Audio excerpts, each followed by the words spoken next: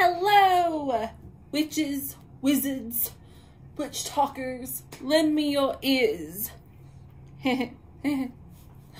Some paraphrase William Shakespeare to get your Monday morning started. Hello, welcome to Cup of Crone. I am the Crone, and this is my cup. This cup is sponsored today by one of my really good friends named, I'm going to call her Leo, because she is a Leo. And if you know who you are when you look at my cup. So this is dedicated to you, my little Aphrodite. So let's go ahead and get started with a couple of quick announcements. A couple of things to keep your mind on while we're here. And while I'm here, I'm going to go ahead and put my phone on Do Not Disturb. A couple of things to keep your head on and your mind on is that tomorrow, or the last day of Mabon, or maybe tonight, I haven't decided yet, we're going to drop our Mabon episode, which is going to be wonderful, fantastic, full of food, fun, and cheer. Yay! And also keep a heads up that we are going to be dropping a couple other things the next for the next couple of weeks. I have already put together a couple of deities that I'm going, a couple of pantheons that I'm going to talk about in the next couple of episodes to come. Hey you, ladies and gentlemen, I'm talking to my husband. Go ahead and shut that door, or you want to come say hi to everybody? I'm good. I just want you to know I got 5 of these for $3 a piece. You're a dork. And I also got a 6-pack. You're a dork. Ladies and gentlemen, my husband. Grocery shopping extraordinaire. Okay, so let's go ahead and talk about the Greek and Roman pantheons, because that's what we're going to talk about today. Now, the Greek and Roman pantheons are things of legend, things of myth. You've probably read about them growing up. They have influenced the Renaissance, the neoclassics, the Romantic literature. They are from the Greek gods, they're from to the Latin gods, which there are fewer myths surrounding them. So we're going to get into the fun and glory of everything in between when it comes to these pantheons. I might actually think of a series of funny stories of mythology and start telling the stories, which it might be a thing. I might play with that idea. So let's go ahead and talk about each goddess. So Juno and Hera, or Juno is the Roman name, Hera is the Greek name for the goddess of, this is the goddess of marriage, women, fertility, family. She is the queen of the Olympians. She is married to Zeus, and she is the mother to Mars and Ares, and she's associated with peacocks. Now, Hera is an incredible goddess. She is very devout in her beliefs that in marriage, and you will see that through mythology, because she is married to the most unloyal god in all of Olympian, in all of Olympus. And don't let the Disney fool you. I'm at Disney, they tricked me. Yes, they did trick you. Hera is not that kind, and Zeus is not that loyal. So keep that in mind. She is she is the one that gave Hercules all his obstacles and challenges. She pulled a lot of revenge when it came to Zeus's lovers. She's got quite a temper. And the Greek gods are made up of 12, and so are the Roman gods. There are other gods that are associated with Olympus. Like for a second, Hecate, she is not considered one of the major 12 because she's not an Olympian. She's technically a Titan. Now, just to give you a little heads up, just a little tidbit of some back history of this. So originally, the world was ruled by Titans. Titans were the children of Uranus and Gaia, which was the sky and the earth. Now, through them, the giants were born, and through them came the Titans, which was Cronus and Rhea, and they ruled the Titans. And I might go ahead and give a story about the Titans, but I haven't decided yet in another episode. But how all this came about was that Rhea kept giving birth to children, and Kronos, through a prophecy, was like, so he was hearing this prophecy, be like, hey, one of your kids are going to overthrow you. So instead of just killing them, he ate them. So every time Rhea would give birth, he would eat a baby. So eventually Freya got tired of this, and when she was giving birth to Zeus, she handed Kronos a rock, swallowed up in blankets. He swallowed it, and she stormed the baby off to hide in a cave with a bunch of nymphs. Zeus was raised and turned into an incredible fighter, incredible person, the thunder god of lightning, thunder and lightning as he is. He came back. He sliced Kronos up and down, freed his brothers and the other Olympians, the other children that was eaten by him, and proceeded to throw over the Titans and throw them into Tartarus.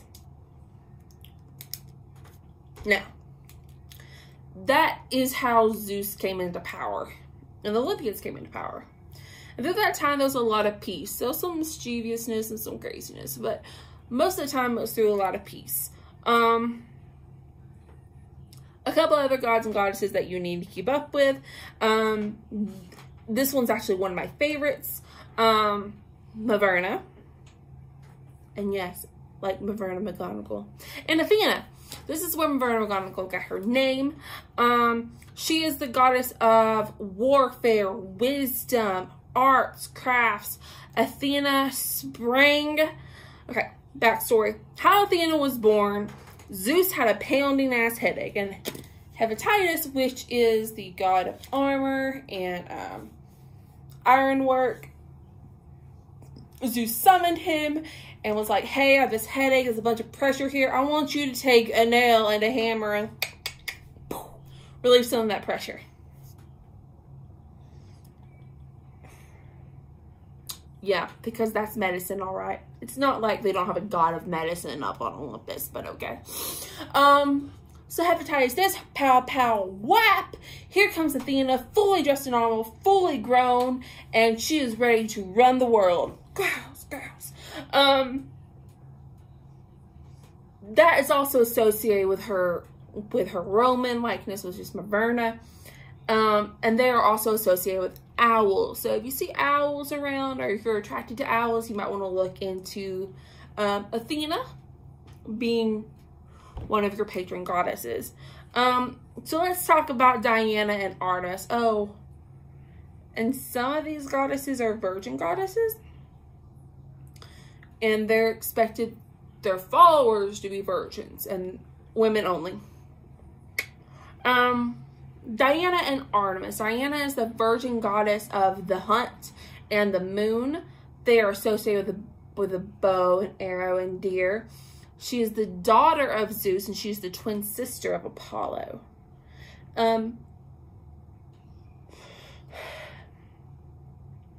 Artemis, here's one of my favorite. Actually, I want to give you a story of Athena and a story of Artemis. So Athena, of course, the goddess of crafts and arts and woven work and things along those lines. There was a girl named Arachne, and she wove beautifully, famous for her weaving with a loom and everything. And she boasted stupidly, I can weave better than Athena. Well, bam, here comes Athena. She's like, I'll take that bet. And of course, both of them start weaving beautiful and miraculous things. Of course, Athena won, and she said, for your obstinance and stupidity, I'm going to turn you into a spider. And that's how arachnids, or spiders, were born. Now, talking about Artemis. Artemis was not a person who, she is a virgin. She is a virgin goddess. Doesn't have kids. The male that she's closest to is probably her twin brother Apollo. Now, a good story about this is that Artemis started to catch feelings once upon a time for a young gentleman. And this is the part that I remember the most, is that Apollo and all the other gods kept harassing Artemis to fall in love. She kept refusing. She kept refusing to get married, which I understand. Look at who she had to pick from. And finally it came to the point where she found a young man that she was mentally enticed by, and she started to catch feelings for. Well, Apollo hopped on this, and here they are. They're at a bank and very, very far away, like leagues away. Apollo challenges his Artemis to an archery competition. And he said, if you can hit that thing right all the way back there, that is our target. She's like, bet. He goes, he fails. She goes, she wins. They go to inspect the target, and it happens to be the guy that she had a mild crush on. That's another story. She was actually kind of upset about it, and that really turned her off from ever getting married or falling in love ever again. So, there's that. Now let's talk about Demeter. Demeter, she is the Greek goddess of harvest and fertility. She is a goddess that she's highly praised throughout the 3 harvest festivals, Lammas, Mabon, and Samhain.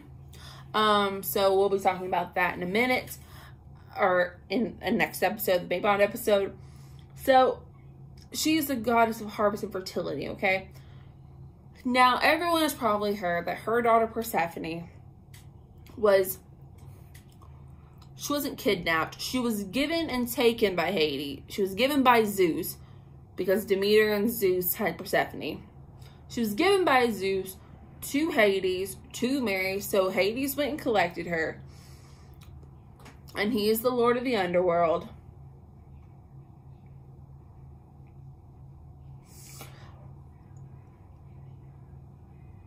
And winter occurs for the first time because Demeter decided to starve all the land, and because Persephone can come up for only every 4 months through summer and through spring and summer, Demeter starves the land, and that's how we got the seasons. So spring, Persephone comes from the underworld guided by Hecate up to the surface. She goes back and guided by Hecate, starting around August, September, or the beginning of September, and she'll stay all through the fall and winter months, and then come back in the spring, and that's how the seasons happen. Demeter took this very, very hard. So there's that. So let's go ahead and talk about the gods. Of course, there's Jupiter, which happens to be Zeus. Now, he is the king of the Pantheon. He is the king of the Olympians, married to Hera. He is associated with thunder in the sky. He is the brother of Neptune, which is Poseidon, and Hades, which is Pluto. He is married to Hera, of course. He is the father of Artemis, Ares, Apollo, Athena, Hermes, and in some reports, Dionysus. And Zeus likes to appear to women as animals and has sex with them. Now, one of these is to Castilia. On this, it happens to be that she is a follower of Athena. Not Athena, Artemis. She's a follower of Artemis and of the virgin hunt, which is what Artemis's followers are called. And it just so happens that she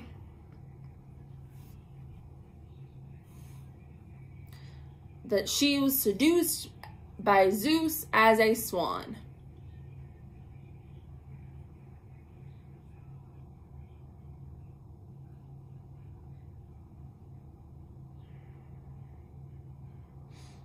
And there are paintings of it.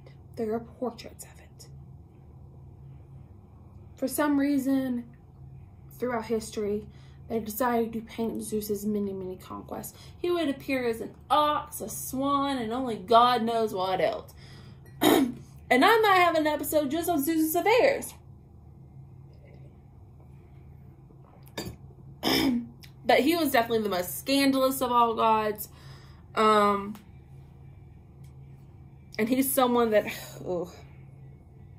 a lot of his affairs led to children, of course. And that's what led to some of the great heroes like Hercules. And we'll be able to get into that later. We'll talk about demigods. Another big goddess that I forgot to mention, of course y'all probably noticed, was Venus and Aphrodite. Now, Venus and Aphrodite is the god of love, beauty, sexuality. She is also, but a lot of people don't realize, she's actually a goddess of war too. That's why her and Ares came along so swimmingly.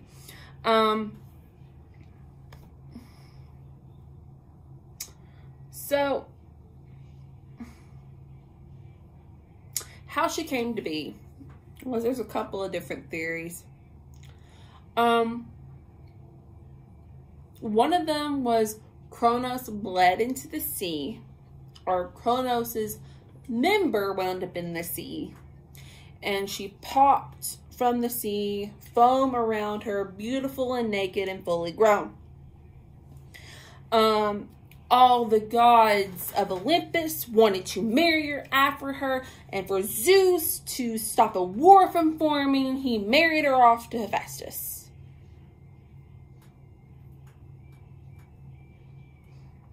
The god of blacksmith and ironwork and weaponry. But you can't hold a girl down. So, of course, Aphrodite had many affairs also. But she also, her main partner happened to be Ares. And we will talk about Ares in a second. And Hephaestus started to catch on to their affair, and because Hephaestus would leave and go and work in the forge, Ares would come over, they would hang out, that's what we're calling it. They would hang out, and then Hephaestus finally caught on to it. So he decided to create a net where no god can escape. So the next time Ares and Aphrodite got together in his bed, the net fell, and he laid it out for every god to see them, make fun of them, and humiliate them. Do I really think it upset either of them? Not really. I don't think it really embarrassed either of them, because they were very proud of their love, and they were still lovers to this day. They had children. One of them was Eros. Eros was the god of love and lust, and if you know the famous story of Eros and Psyche. Aphrodite is associated with doves. And also she's associated with the sea from the way she was born. So seashells, shiny things, sand, things along those lines. So keep that in mind. If you ever want to make offerings for Aphrodite to help your love life, lay out some seashells, light a red candle, lay out some Venus cologne, and see what happens. Make a petition to her, an offering, see what happens. Okay, so let's talk about her love life. Her lover, which is Mars and Ares. Mars, Ares, is the god of war, murder, wrath, passion, and other things. Think red. He's associated with dogs and spears. He is the son, of course, of Zeus. Ares is the father of Eros, with Aphrodite. Now, a tidbit about this was when the Trojan Wars happened, Zeus actually called Aphrodite off the field because she was too ferocious.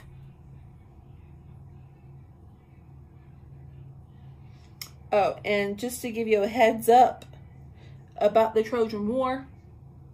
So when Zeus and Castilio had her children, they were eggs, and what hatched from the eggs, one of them was Helen of Troy.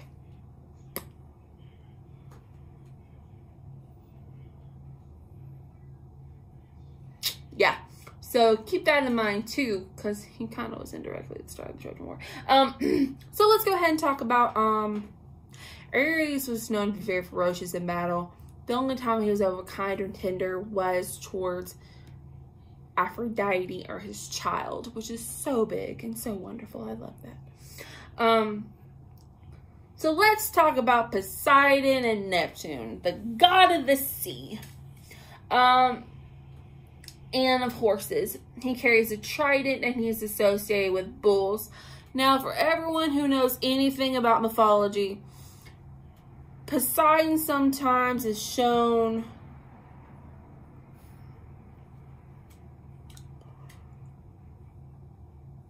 gods instead of goddesses in Olympus. Gods were encouraged to take whatever they want to. That's one of the reasons why Poseidon and Medusa happened.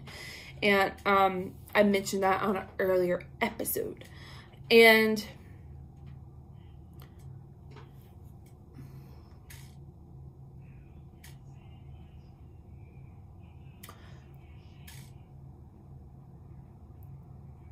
so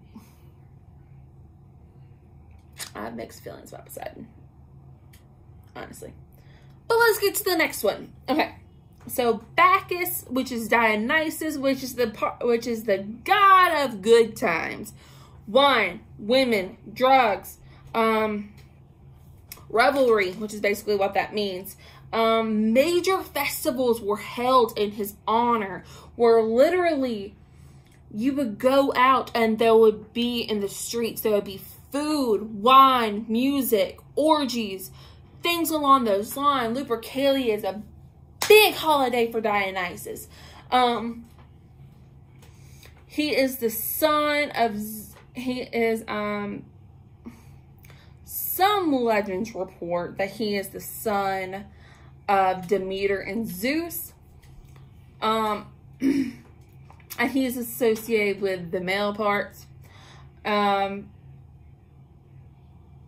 are not fertility gods. And there's one thing that I thought was really funny. At one time, Dionysus got in the bed of the wrong woman. And he was cursed for every time he poured a glass of wine, it would turn into water. One of my favorite stories.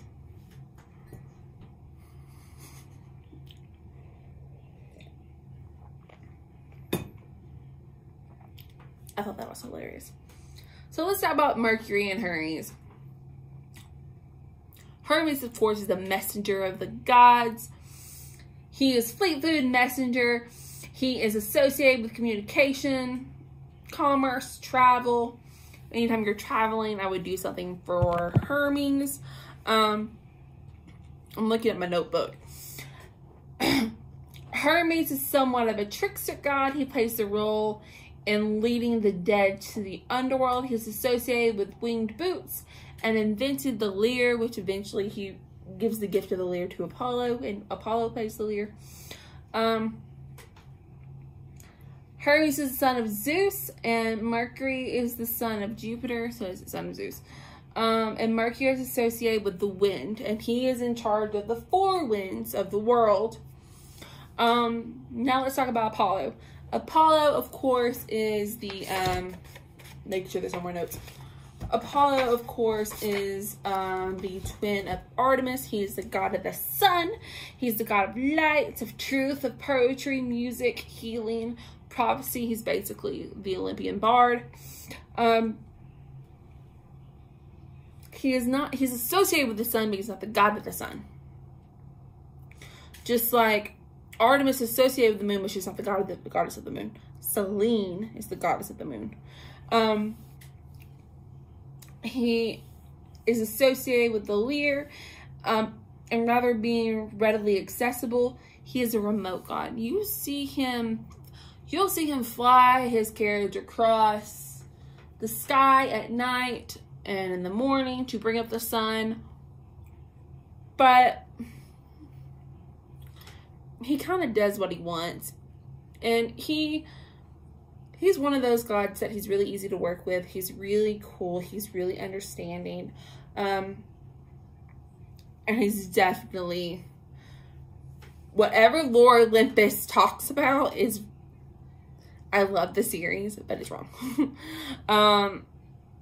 So that's something that I really like to emphasize on. Apollo is actually a really cool guy, despite the tricks that he does to his sister. So there you have it, the gods of Olympus, and a couple quick stories about them. And there are gods that go after them, like Eros is a product of the Olympians, and other gods as well. And there are other gods associated with them too. I mean, these are just the major 12. There's gods for literally everything. From nightmares to chaos, which is Ares, not Eros. There is a god of nightmares, which is I can't remember, but Thanos is the god of the dead. Oh, one of the major gods we are forgetting, Hades, which his Roman name is Pluto. Hades is the lord of the underworld, so when it came to picking straws, basically Zeus was like, okay, the war is over. So Poseidon, you get the sea, I get the sky, and Hades, you get the underworld. Hades was the oldest, Poseidon was the middle child, explains it. And then Zeus was the youngest, explains it. Just to let you know that Hades is the most loyal of all the gods. He's absolutely 100% loyal to Persephone in every way, form, and can. He actually created a daughter of his own abilities. And in Persephone's image, because he was so upset that she was gone, so he created a daughter give him someone to love and care and spoil while she is gone.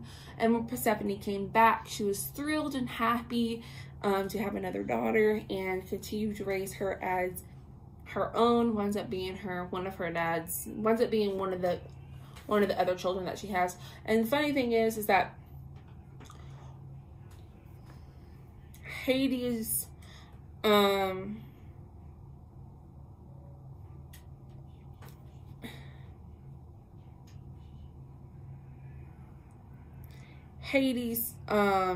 one of Hades' daughters winds up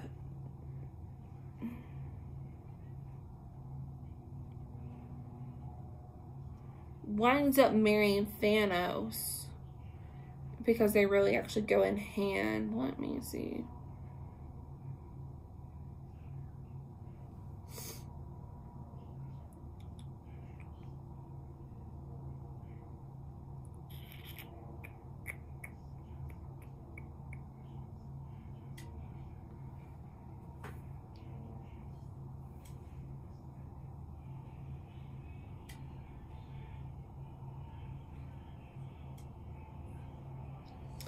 Melion,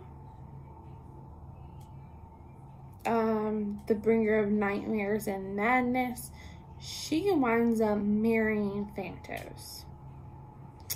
And I didn't want to say her name wrong because that's just mean. She winds up marrying Thanos. And they live in their little part of the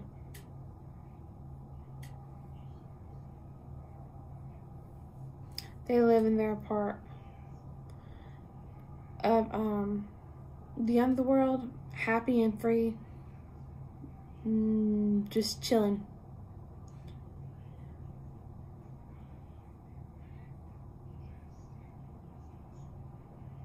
So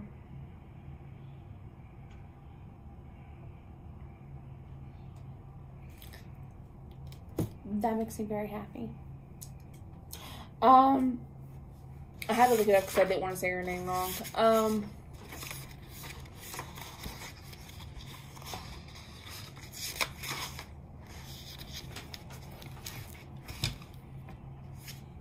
So, just to give you guys a heads up, there's a couple other deities that I want to go over, which is the Celtic deities, of course, the Teutonic, which is the Norse gods, the Egyptian gods. Then I want to go over even the Chinese deities, African deities, Hindu deities. Those are some that I want to go over. And then next is going to be the Celtic deities. Now, just to give you guys a heads up, if you want to do more research on the Roman or Greek gods, if you want to, Celtic Norse. If you want to do more research on the gods, by all means, there are plenty on the internet. Also, you can buy Greek mythology at your local bookstore, and there's a lot of fun tales. But also, what I like to encourage y'all to do, there is something called extra mythology that I find that's absolutely hilarious and fun. And it is they're by the guys who do extra history, and it's a YouTube channel. It's absolutely amazing and fabulous. I'm sorry this was a little long, but just to let you guys know that it's going that the next couple of the Crones are going to be longer, just because they are going to be so fast and a lot. So just to keep your heads up. So if you're going to sit down and watch Cup of Crone, it's going to be a little bit longer. But thank you guys so much for tuning in. Thank you guys so much for tuning in to the Vaughn episode that's going to drop either today or tomorrow. I'm sorry that I'm not to get the blog out, but I ran into some issues. So, but hey, hopefully everything will work out. But I like to say thank you guys so much. You're amazing. So I like to say, merry meet, merry part, and merry meet again, and blessed May Vaughn.